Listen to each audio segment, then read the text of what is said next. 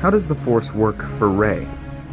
You may want to watch my first How the Force Works video before watching this, because I'm going to be talking about how faith impacts your ability to use the Force. There's a link in the description. The prequels completely ignored the faith aspect of the Force, and in doing so reduced the Jedi to just exposition dispensing things that die without explaining really how. I mean, these are Jedi masters and they're being killed by guys with guns when they were trained to block blaster bolts blindfolded when they were just children. But I digress. The point is that Episode 7 finally brought faith back as a primary method in using the Force. How? Well, let me show you. Since most of the internet has declared Episode 7 a terrible movie for superficial reasons that literally have nothing to do with whether the movie was good or bad. Building off the 3 points that I made in my last video, there are 2 overall ways that the Force works.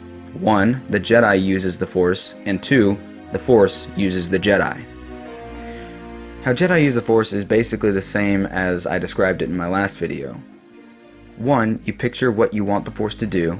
2, you focus your thoughts and feelings on the Force. And 3, you have faith that the Force is powerful enough to make that happen. I explained how Luke uses this method, but I'm going to explain the differences between Luke and Rey. Luke has predispositions. What do I mean by that? He has parental figures, he's connected to the galaxy and not stranded away from it. Also thinking about our agreement, about me staying on another season. And if these new droids do work out, I want to transmit my application to the Academy this year. You mean the next semester before the harvest? Sure, there's more than enough droids. Harvest is when I need you the most.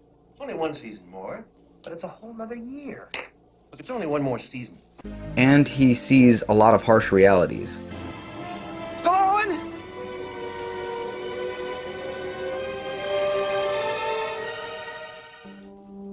I want to come with you to Alderaan. There's nothing for me here now. I want to learn the ways of the Force and become a Jedi like my father. This makes having faith, for him, much more difficult. Rey, on the other hand, is full of wonder from the stories she's heard. There are stories about what happened. It's true. All of it.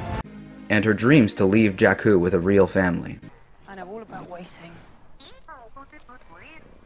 For my family. They'll be back. One day. Come on. Luke has realistic dreams. Rey has far-off dreams. Luke sees his dreams as attainable. Rey hopes beyond the possibilities. She's an optimist. In many ways, she's like a child. She's sheltered from the realities of the galaxy, and her life is much simpler than Luke's. He is too old. Yes, too old to begin the training. I cannot teach him. The boy has no patience. This makes faith come more naturally to her. You will remove these restraints and leave this cell with the door open. I will remove these restraints and leave the cell with the door open. And you'll drop your weapon? And I'll drop my weapon. So here's the kicker. How did Rey beat Kylo Ren? I'm sick of people saying she owned him. Rey is running away desperately from Kylo Ren through most of their fight.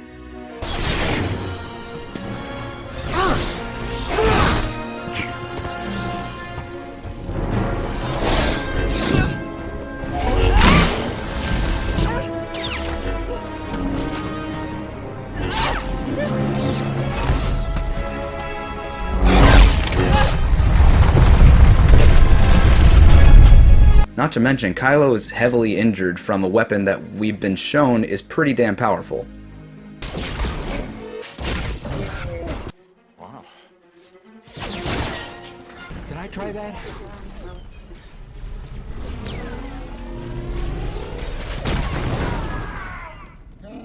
I like this thing.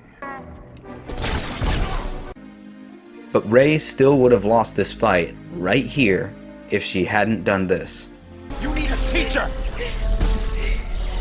I could show you the ways of the Force!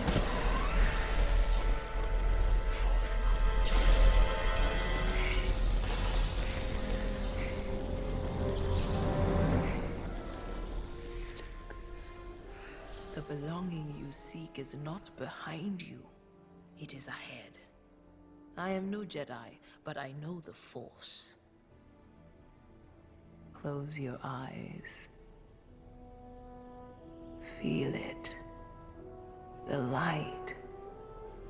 It's always been there. It will guide you. The Force took over. The Force used Rey. How do we know this is how the Force works? Why don't we ask Obi-Wan all the way back in the first Force lesson ever in 1977. Remember, a Jedi can feel the Force flowing through him. You mean it controls your actions? Partially, but it also obeys your commands.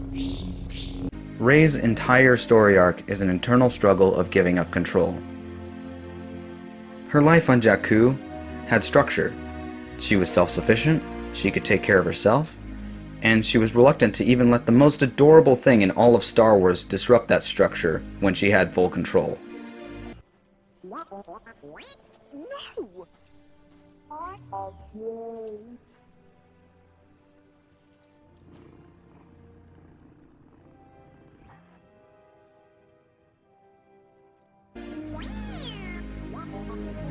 It's only when she gives up control and lets the Force guide her that she's able to defeat Kylo Ren.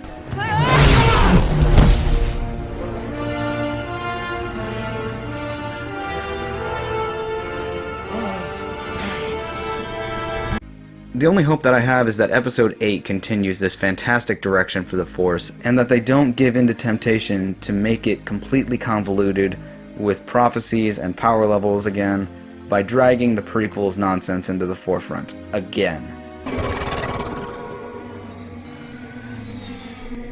With all due respect, Master, is he not the chosen one? Is he not to destroy the Sith and bring balance to the Force? So the prophecy says. A prophecy that misread could have been, could have been, could have been, could have been, could have been, could have been.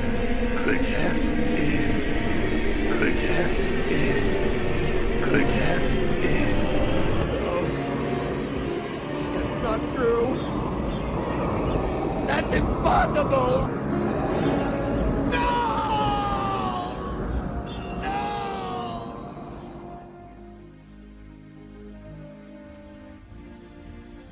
So to sum this up, the Force controlled Rey, not the other way around.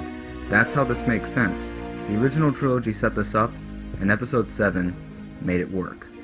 I can only hope that Episode 8 does the same. But as you can see, I'm a little worried. But I can guarantee you that I will be there in theaters to find out for myself. See you all there. This is not going to go the way you think. Fulfill your destiny. I need someone to show me my place in all this.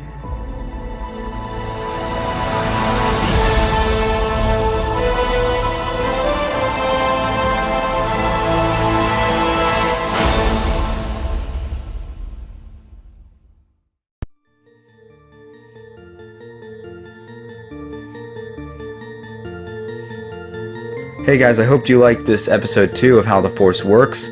Look forward to the third one because it's going to be about how the dark side works. I hope to see you there. See you next time.